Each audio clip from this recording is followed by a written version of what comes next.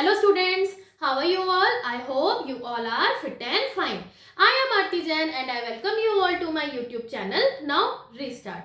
Students, हमने class 10th का magnetic effects of current chapter start किया हुआ है, जिसके अंदर हमने इंट्रो पार्ट पिछले वीडियो में करा था, जिसमें हमने पढ़ा था मैग्नेटिक फील्ड क्या होता है, मैग्नेटिक फील्ड लाइंस क्या होती हैं, मैग्नेटिक फील्ड जो कि बार मैग्नेट के अराउंड जितना भी एरिया जहाँ पे हम मैग्नेटिज्म का फोर्स एक्सपीरियंस कर सकते हैं उसे हम मैग्नेटिक फील्ड कहते हैं। और मैग्नेटिक फील्ड को रिप्रेजेंट कौन करती है? मैग्नेटिक फील्ड लाइंस करती हैं, जिसके हमने दो एक्टिविटीज भी करी थी, जिसमें आयरन फिलिंग्स वाली थी और एक मैग्नेटिक कंपास वाली थी। उसके बाद हमने तीसरी चीज पढ़ी थी कि जो मैग्नेटिक फील्ड होती है वो हमारी वेक्टर क्वांटिटी होती है, मतलब उसके पास डायरेक्शन भी होती है और मैग्नीट्यूड भी होता है।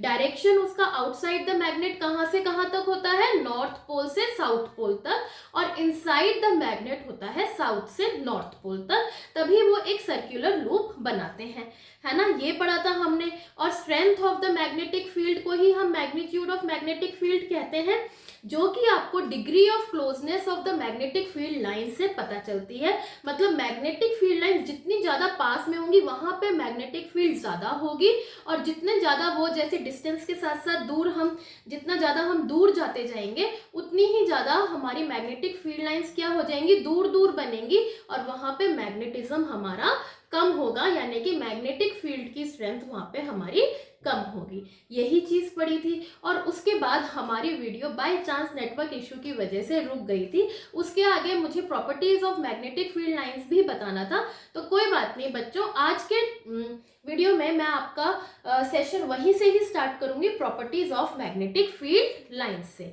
ठीक है, आज के सेशन में हम लोग प्रॉपर्टीज तो पढ़ेंगे ही, साथ साथ हम लोग पढ़ेंगे magnetic field due to the current in the straight conductor, magnetic field due to the current in the circular loop and the magnetic field due to the current in a solenoid। ये तीन topics और हम आज के topic में आज के video में कंप्लीट करेंगे। ठीक है बच्चों, तो चलिए जल्दी से रीस्टार्ट करते हैं अपने मैग्नेटिक इफेक्ट्स ऑफ करंट की जर्नी को आज के topic properties of magnetic field lines के साथ। ठीक है, मैग्नेटिक फील्ड लाइंस तो आपको पता ही है किस तरीके से बनाई थी हमने। ये हमारी बार मैग्नेट थी, है ना, और ये हमारा नॉर्थ पोल, ये साउथ पोल। तो हमारी मैग्नेटिक फील्ड लाइंस की डायरेक्शन क्या होती है बच्चों? नॉर्थ से लेकर साउथ तक जाती है। यही चीज हमने पढ़ी थी, है ना, इस तरीके से ये जाती है। तो यही इसकी पहली प्रॉपर्टी है, यही इसकी पहली प्रॉपर्टी है। क्या है कि it emerges from the north pole and ends at the south pole.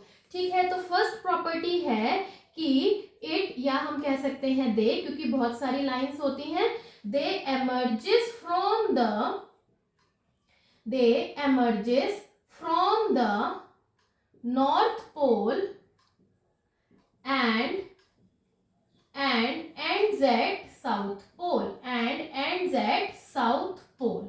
क्या ये पहली प्रॉपर्टी इजी है, सिंपल है ना, प्रॉपर्टी कह लो, कैरेक्टरिस्टिक्स कह लो, हमें ये चीज समझ में आ गई है ना। अब सेकंड है कि they are denser at poles, इसका क्या मतलब हुआ? इसका मतलब ये हुआ कि पोल्स के पास ये बहुत ज्यादा क्लोज होती हैं, डेंसर होती है, इसीलिए यहाँ पे मैग्नेटिज्म या मैग्नेटिक फील्ड जो होती है बहुत ज्यादा होती है, उसका मैग्नीट्यूड बहुत ज्यादा होता है। ठीक है, और जैसे जैसे हम इसका डिस्टेंस बढ़ाते जाएंगे तो हमारी क्लोजनेस भी कम होती जाएगी और मैग्नेटिक फील्ड भी कम होती जाएगी। बस इतनी सी बात है ना। और जो थर्ड प्रॉपर्टी है वो ये है, they never intersect each other। अब इस प्रॉपर्टी को आप लोग क्या कर सकते हैं?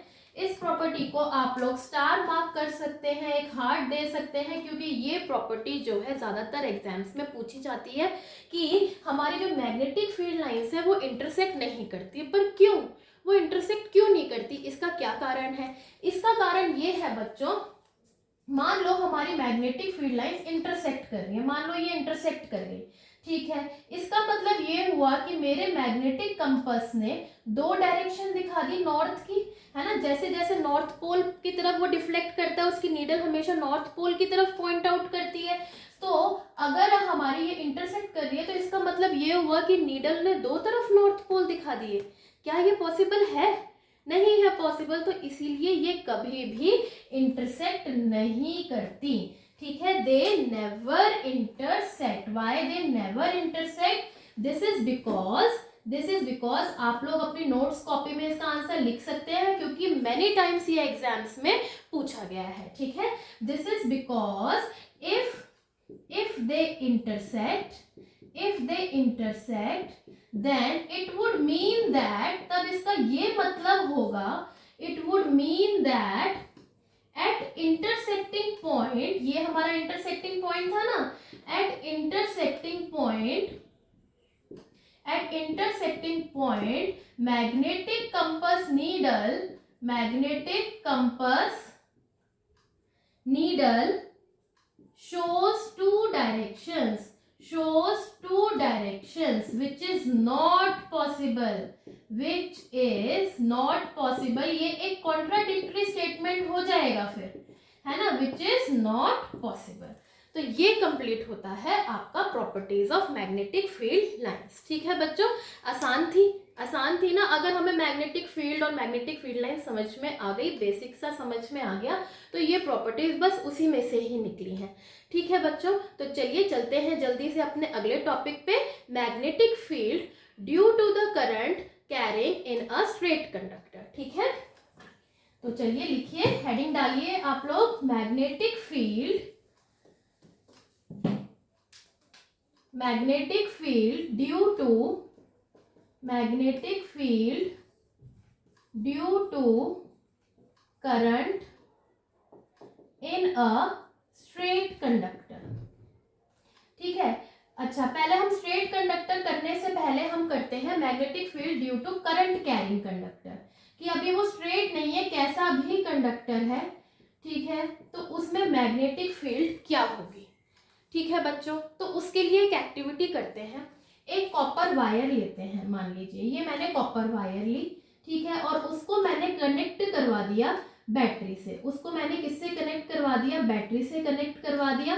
ठीक है, और फिर उसको ये यहाँ पे हमने स्विच भी लगा दिया, इस तरीके से मैंने कनेक्ट कर दिया। ठीक है बच्चों, अब ये मेरी कॉपर वायर है, राइट, मैं उसको रेड से कर बना देती हूँ यहाँ पे, ये मेरी है कॉपर वायर। ठीक है, this is my copper wire. अब इसके अंदर करंट जाएगा, है ना, कौन सी डायरेक्शन में जाएगा? पॉजिटिव से नेगेटिव की तरफ जाता है ना, कन्वेंशनल करंट हमारा पॉजिटिव से नेगेटिव की तरफ जाता है। तो ये डायरेक्शन जो एरोस से दिख रही है, ये किसकी डायरेक्शन है? ये है डायरेक्शन ऑफ करंट। ठीक है, उसके बाद मैंने क्या रखा, यहाँ पे एक मैंने मैग्नेटिक कंपास रखा, यहाँ पे मैंने एक मैग्नेटिक कंपास रखा। तो मैं ये देख पाती हूँ कि इसकी डायरेक्शन क्या होगी, यहाँ से वेस्ट की तरफ है, यहाँ से ये वेस्ट की, मान लीजिए ये इसका नॉर्थ है, ये इसका नॉर्थ है। अगर मैं इस तरीके से आपको एक एनलार्ज पिक्चर दिखाऊं, ये है नॉर्थ, ये है साउथ, ये है ईस्ट, ये है वेस्ट। तो ये नॉर्थ की तरफ है, डायरेक्शन करंट की इस तरफ है, मुझे डिफ्लेक्शन भी इसकी नीडल की वेस्ट की तरफ ही दिख गई।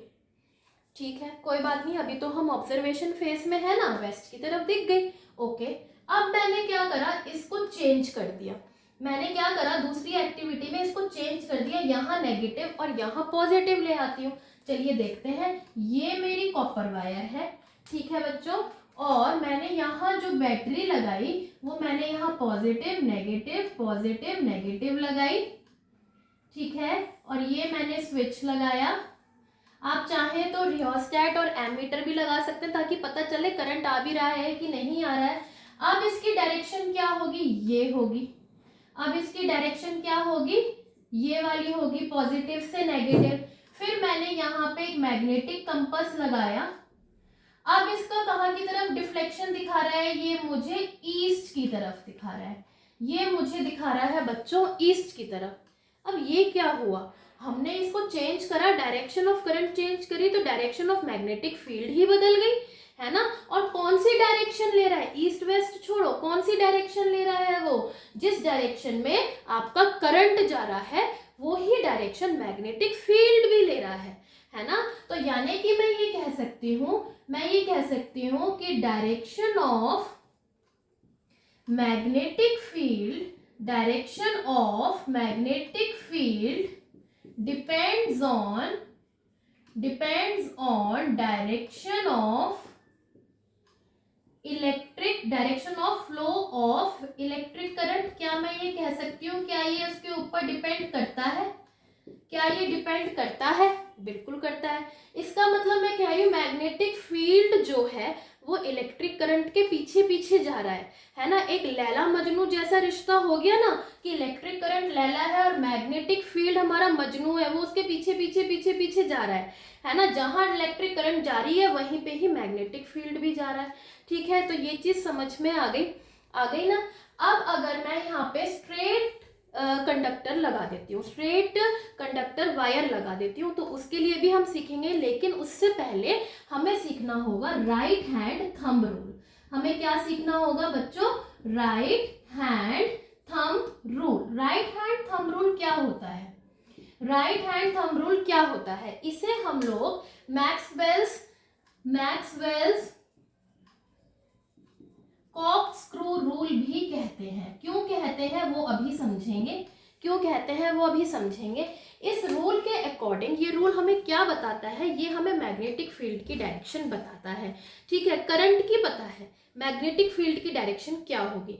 मान लो मेरे पास एक ये स्ट्रेट कंडक्टर वायर है और मैं इसको अपने राइट हैंड में होल्ड करती हूँ इस तरीके से कि जो मेरा ये थंब है ये किसकी तरफ पॉइंट कर रहा है बच्चों, करंट की डायरेक्शन की तरफ पॉइंट कर रहा है, यानी कि मेरा करंट अभी अपवर्ड्स जा रहा है। थंब अप है ना, थंब हमारा अपवर्ड्स के पॉइंट आउट कर रहा है, तो इसका मतलब करंट भी हमारा ऊपर की तरफ है।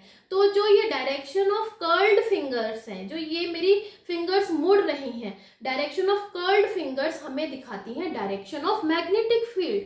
यस, बड़ा सिंपल है राइट हैंड थंब रूल, ठीक है। मान लो यानी कि हमारी मैग्नेटिक फील्ड ऐसे घूमेंगी, ये इस तरीके से घूमेंगी, इस डायरेक्शन में घूमेंगी, ठीक है। अब अगर मैंने इसे जो है उल्टा कर दिया, राइट, तो अब मेरा थंब नीचे की तरफ आ गया, यानी करंट की डायरेक्शन नीचे की तरफ आ गई ना। तो अब क्या हुई, मैग्नेटिक फील्ड की डायरेक्शन इस तरीके से हो गई, पहले ऐसे जा रही थी और अब जा रही है बच्चों इस तरफ।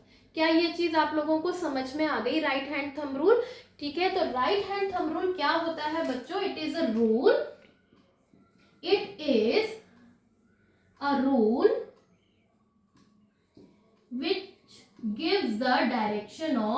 which gives the बताओ जल्दी किसकी डायरेक्शन बताता है ये rule, which gives the direction of magnetic field की डायरेक्शन बताता है, ठीक है। which gives the direction of magnetic field which is produced due to electric current, ठीक है बच्चों। तो इसके अंदर क्या होता है, ये चीज आप अपने आप लिख सकते हैं कि when we hold a conductor wire, straight conductor wire in our right hand, then the direction of thumb, जो डायरेक्शन होती है हमारी थंब की, डायरेक्शन ऑफ थंब पॉइंट्स करता है, क्या शो करता है ये, डायरेक्शन ऑफ इलेक्ट्रिक करंट को, और डायरेक्शन ऑफ कर्ल्ड फिंगर्स किसको पॉइंट करती हैं बच्चों, किसको पॉइंट करती हैं, shows the direction of magnetic field. ये चीज समझ में आ गई। अब यही चीज मैक्सवेल्स कॉर्कस्क्रू रूल के अकॉर्डिंग भी है कि उसने एक स्क्रू लिया, ठीक है। मैक्सवेल्स ने क्या करा, एक स्क्रू लिया, मान लीजिए स्क्रू है, आपने देखा होगा घरों में, है ना, ऐसे उसके ऊपर लाइंस बनी हुई होती हैं। तो जैसे जो फॉरवर्ड डायरेक्शन है, हम स्क्रू को अंदर डाल रहे हैं, तो जो स्क्रू को अंदर डालो फॉरवर्ड डायरेक्शन है, this direction gives the direction of electric current. ये तो हो गई इलेक्ट्रिक करंट की डायरेक्शन, और इसको टाइट करने के लिए जिस डायरेक्शन में हम इसे रोटेट करते हैं, जो डायरेक्शन ऑफ रोटेशन है वो हमें देती है डायरेक्शन ऑफ मैग्नेटिक फील्ड, ठीक है, डायरेक्शन ऑफ रोटेशन, ठीक है, ये क्या होती है, direction of magnetic field.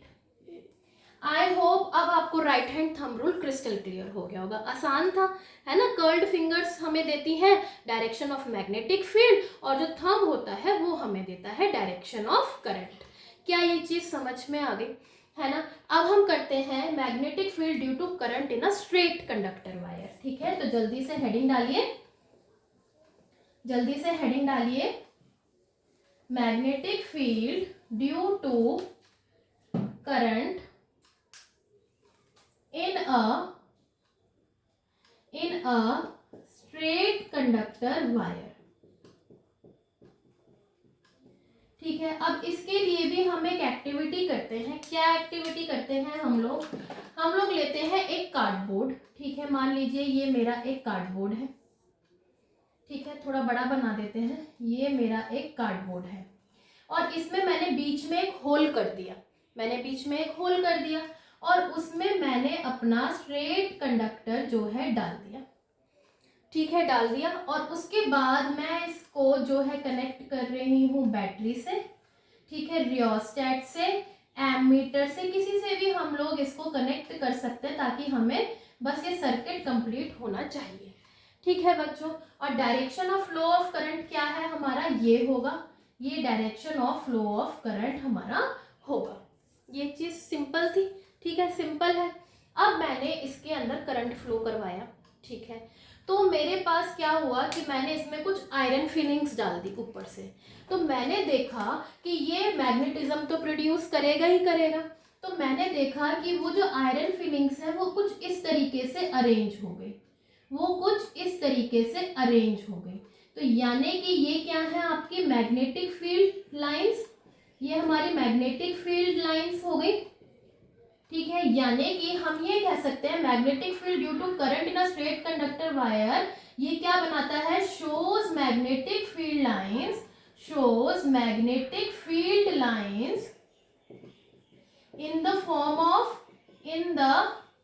Form of concentric circles. क्या मैं ये कह सकती हूँ कि वो कंसेंट्रिक सर्कल्स है। कंसेंट्रिक का मतलब जिनका सेंटर एक है और उसी के चारों तरफ ये बिना इंटरसेक्ट करे ये क्या बना रहे हैं, सर्कल्स बना रहे हैं, ठीक है। तो ये हमारी मैग्नेटिक फील्ड लाइंस हमें ये शो कर रही हैं। अब मैंने क्या करा, यहाँ पे मैंने कंपास रखा, यहाँ मैंने एक कंपास रखा। तो कंपास ने मुझे डिफ्लेक्शन दी, मान लो इस तरफ, ठीक है, ये नीचे की तरफ जा रहा है ना, तो कंपास ने मुझे डायरेक्शन दी इस तरफ। तो इसका मतलब मेरा जो डायरेक्शन होगी इसकी एरो से वो इस तरफ होगी जहां पे हमें कंपास दिखा रहा है। मतलब ये हमें बता देगा कि नॉर्थ पोल से साउथ पोल, हमने बोला था ना कि मैग्नेटिक फील्ड लाइंस नॉर्थ से साउथ पोल जाती हैं, लेकिन सर्कल में कैसे पता लगाओगे नॉर्थ कहाँ है और साउथ कहाँ है। तो हमने मैग्नेटिक कंपास को रखा, उसकी डायरेक्शन क्या दिखाएगी, नीडल के नॉर्थ पोल दिखाएगी। तो यहाँ से यहाँ जा रही है, यहाँ से यहाँ जा रही है। इस तरीके से हमें एरो लगाकर हम लोग बता सकते हैं कंसेंट्रिक सर्कल्स में कि मैग्नेटिक फील्ड लाइंस की डायरेक्शन क्या है, ठीक है। अब अगर उसी की तरह मैं इसको चेंज कर दूं, यहाँ पे कर दूं अब इस तरीके से, तो ये क्या हो जाएगा हमारा, इस तरीके से जाएगा ना, इस तरीके से हो जाएगा। तो इसकी भी डायरेक्शन चेंज हो जाएगी, मैग्नेटिक कंपास ऊपर की साइड हमें डिफ्लेक्शन देगी। तो ये चीज तो हम पहले ही पढ़ चुके हैं ना कि अगर आप बैटरी यानी कि करंट की डायरेक्शन चेंज करते हो तो डायरेक्शन ऑफ मैग्नेटिक फील्ड भी चेंज होती है, यही चीज पढ़ी थी, ठीक है। तो फर्स्ट पॉइंट तो हमने ये पढ़ा कि डायरेक्शन ऑफ, DIR लिख दूं, direction of magnetic field depends on direction of current.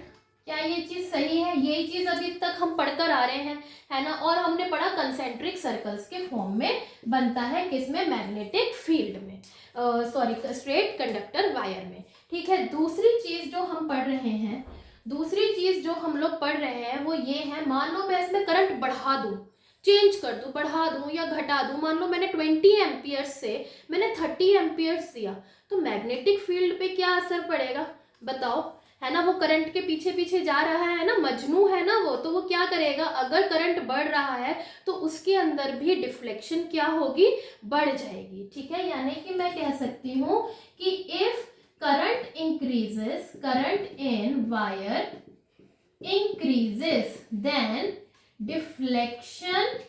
deflection in compass या magnetic compass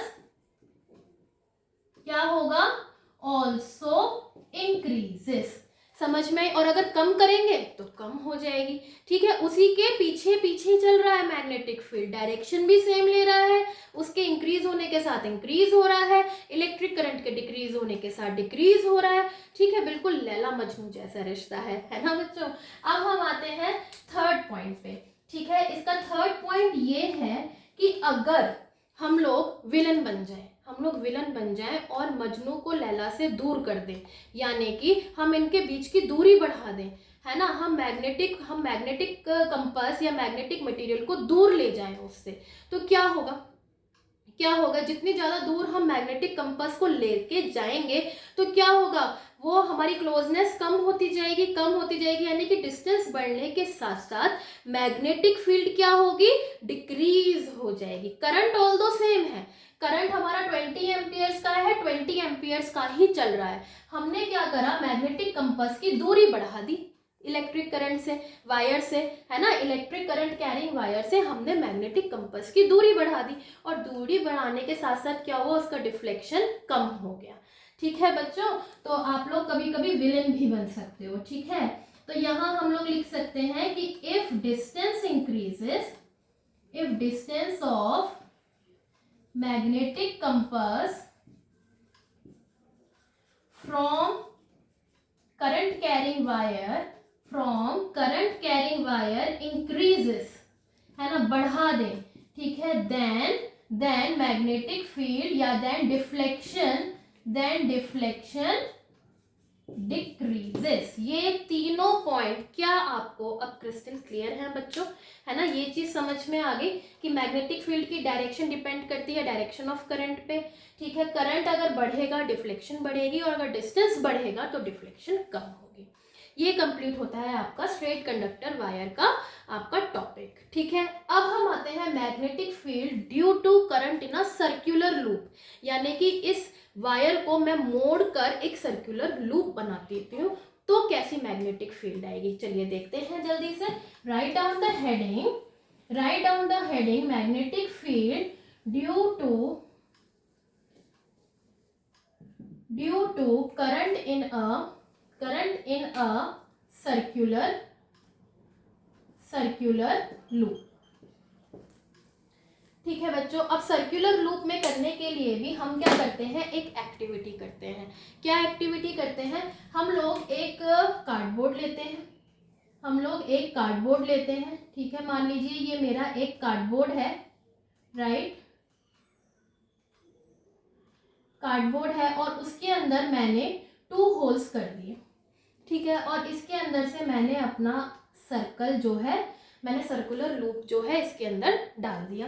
ठीक है, ये मेरा सर्कुलर लूप है, और इसको मैंने कनेक्ट करवा दिया एक बैटरी के साथ। ठीक है, एक बैटरी के साथ और एक प्लग के साथ। चलो जी, ये हो गया। अब इसके अंदर मुझे क्या देखने को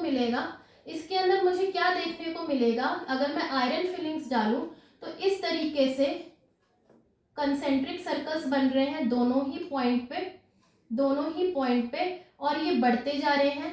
ठीक है, बढ़ने के साथ साथ ये इस तरीके से धीरे धीरे क्या हो जाएंगे, ऐसे करके स्ट्रेट हो जाएंगे। ठीक है, ये स्ट्रेट हो जाएंगे, यहाँ पे ये चीज मुझे देखने को मिलेगी। यानी कि मैं ये कह सकती हूँ कि इस सर्कुलर लूप का हर पॉइंट मैं कहीं पे भी मैग्नेटिक कंपास रख लूं और उसको मैं चेक करूं, ठीक है, हर पॉइंट इसमें, तो वो क्या दिखाएगी, एक ही तरीके से हमें एक ही डायरेक्शन में, पूरे लूप में एक ही डायरेक्शन में मैग्नेटिक फील्ड घूम रही है। ठीक है, अगर हम चेक करना चाहें, if we check with the help of magnetic compass each and every point of a circular loop then the magnetic field is same magnetic field, direction of magnetic field, then direction of magnetic field is same within the loop, है ना। और ये ज्यादातर क्या आती है आपकी straight line आती है, जैसे जैसे हम सेंटर की तरफ जाते जाएंगे, है ना, as we reach the centre of the loop, तो ये क्या होती जाएंगी, स्ट्रेट लाइन बनती चली जाएगी। As we reach the centre of the loop, the arcs of the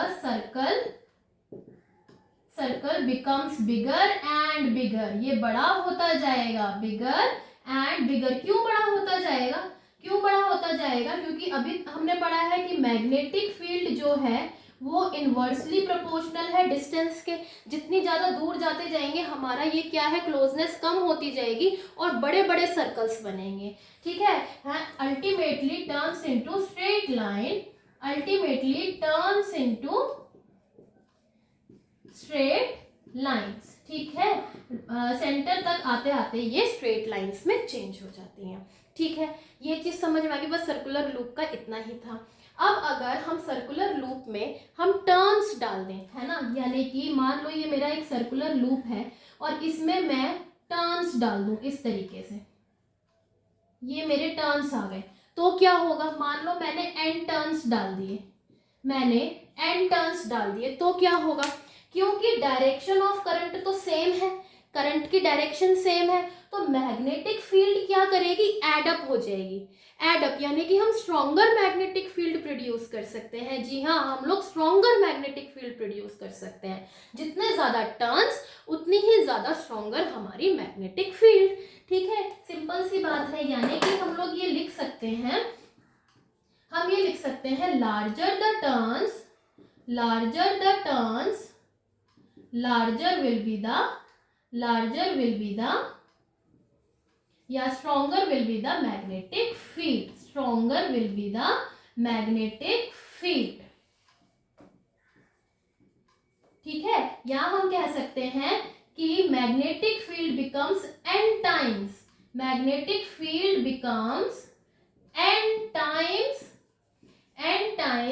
because क्यों n टाइम्स हो जाएगी, because the direction of current is same, same है in all the n turns, and magnetic field क्या हो जाएगी, just adds up। magnetic field in every turn just adds up, ठीक है, वो एड ऑन होती चली जाएगी। क्यों नहीं होगी भाई, होगी जब उसे मौका मिलेगा तो, ठीक है। तो क्या इससे एक आइडिया आया कि हम एन टर्न्स ही ना बना लें अगर हमें स्ट्रॉन्गर मैग्नेटिक फील्ड है चाहिए तो, और क्या हम उससे कुछ मैग्नेट भी बना सकते हैं। चलिए देखते हैं अपने अगले टॉपिक में, magnetic field due to current in a solenoid, ठीक है। तो अपनी हेडिंग डालिए। आई होप ये वाला टॉपिक आपको समझ में आ गया। सेम ही था, कंसेंट्रिक सर्कल्स, बस सेंटर में जाते जाते वो स्ट्रेट लाइन बन जाती हैं, और एन टर्न्स दे देंगे तो मैग्नेटिक फील्ड जो है एन टाइम्स हो जाएगी, ठीक है। तो आगे बढ़ते हैं, ड्यू टू सोलिनॉइड, जो कि आज का हमारा लास्ट टॉपिक है, ठीक है, आज का हमारा लास्ट टॉपिक है, due to current in a solenoid. अब ये सोलिनॉइड क्या होता है पहले ये समझिए। सोलिनॉइड एक तरीके की कॉइल होती है, ठीक है। It is a coil with large number of turns of an insulated copper wire